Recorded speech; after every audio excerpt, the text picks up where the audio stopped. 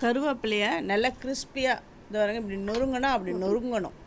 அந்த அளவுக்கு நல்லா வறுத்து எடுத்து வச்சுக்கணும் வெறும் சட்டியில். இப்போ ஒரே ஒரு ஸ்பூன் தான் எண்ணெய் விட்டுருக்கேன். எண்ணெய் விட்டு காஞ்ச மிளகாவை நல்லா வறுக்கிறேன். ஆல்ரெடி இந்த காஞ்ச மிளகாவை நான் வெயிலில் நல்லா காய வச்சு தான் எடுத்துன்னு வந்துட்டேன்.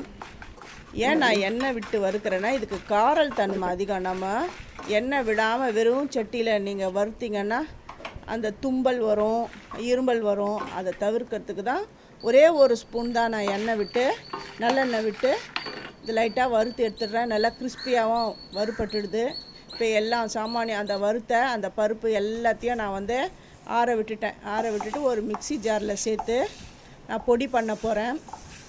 இந்த சாம்பார் பொடி வீட்லேயே நீங்கள் செஞ்சு வச்சுக்கோங்க. அவ்வளோ மணமாக இருக்கும். 3 மாதம் ஆனாலும் இது கெடாது. இந்த மாதிரி நீங்கள் சாம்பார் பொடி எடுத்து செஞ்சு வச்சுட்டு சாம்பார் பண்ணுங்களேன். சாம்பார் அவ்வளோ நல்லா இருக்கும். இப்போ அந்த ஃபஸ்ட்டு அந்த மிளகு, ஜீரகம், தோரம்பருப்பு, கடலப்பருப்புலாம் வறுத்தோம் இல்லையா, அதெல்லாம் போட்டு பொடி பண்ணிட்டேன். இப்போ காஞ்ச மிளகாவையும் சேர்த்து நான் பொடி பண்ணி எடுத்துன்னு வந்துடுறேன். இது இன்னும் நல்லா கலராக வேணுன்றவங்க இது கூடவே ஒரு 10 காஷ்மீரி மிளகாவையும் வறுத்து நீங்கள் போட்டிங்கன்னா நல்லா கலராக இருக்கும். நான் போடவே இல்லை. இருக்கிறவங்க நீங்கள் போட்டுக்கோங்க. இதுவே ரொம்ப நல்லாயிருக்கும். நான் அந்த காஷ்மீரி மிளகா 10 போட்டிங்கன்னா கூட காரம் இருக்காது. அதனால தான் நான் காஷ்மீரி மிளகா ஒரு 10 போட்டுக்கோங்க நான் சொல்லியிருக்கேன். ஒரு மஞ்சப்பொடி, அப்புறம் பெருங்காயம் அதையும் சேர்த்து ஒரு சுற்றி எடுத்துன்னு வந்துடுறேன். நீங்கள் விரலி மஞ்சள் போட்டிங்கன்னு வச்சுக்கோங்களேன், அது இந்த பிளேடு உடஞ்சிடும். அதனால தான் நான் மஞ்சப்பொடி நான் சேர்த்துட்டேன். இந்த மஞ்சப்பொடி வீட்லேயே நான் விரலி மஞ்சள் வாங்கி நல்லா வெயிலில் காய வச்சு மிஷினில் கொடுத்து அரைச்சி எடுத்துகிட்டு வந்த மஞ்சப்பொடி தான் அது.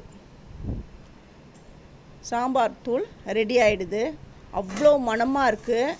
இதை ஜலிக்கணும். நல்லா ஜலிச்சுட்டு அப்புறம் அந்த திப்பியாக இருக்கிறதா மறுபடியும் நீங்கள் மிக்சி ஜாரில் போட்டு நல்லா பவுட்ரு பண்ணி எடுத்து வச்சுக்கோங்க. நம்ம ஹோம்மேட் சாம்பார் பொடி ரெடி ஆகிடுது. இதுக்கும் கடை சாம்பார் பொடிக்கும் என்ன வித்தியாசம் அப்படின்றதையும் நான் உங்களுக்கு சொல்கிறேன். இது கடையில் வாங்கின சாம்பார் பொடி தான். இதில் கொஞ்சம் காஷ்மீரி மிளகாய் போட்டதுனால தான் இது இவ்வளோ கலராக இருக்குது. நீங்களும் நான் சொன்ன மாதிரி அந்த காஞ்ச மிளகாய் நம்ம வறுத்தோம் இல்லையா, அது கூடவே ஒரு காஷ்மீரி மிளகாய் ஒரு 10 சேர்த்துக்கோங்க. இதே கலரில் வரும். ஆனால் கடை பொருளை விட என்னுடைய சாம்பார் பொடி தான் செம்மையாக இருக்குது. நல்லா வாசனையாகவும் இருக்குது.